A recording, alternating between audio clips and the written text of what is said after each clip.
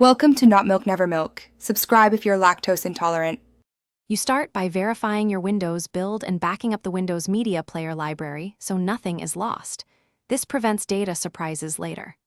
Once done, close WMP and disable third-party codecs and shell extensions because they often interfere with legacy behavior. This isolates the player.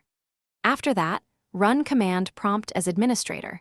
You will use it to unregister and re-register core components. Make sure to note any error messages so you can address them in the next steps. You now repair system integrity with SFC and DISM to restore corrupted OS files that WMP depends on. This fixes root causes rather than symptoms. Once those complete, unregister and re-register key Windows Media Player DLLs via regs432 to restore COM bindings.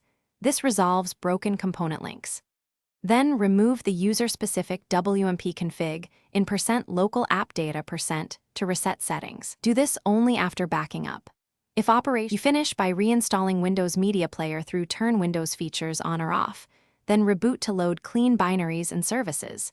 This completes the repair cycle.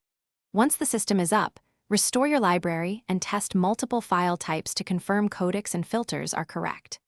If playback still fails, check Event Viewer for WMP or Media Foundation errors to pinpoint causes, and reinstall or remove specific codecs accordingly. This targeted troubleshooting normally resolves lingering problems.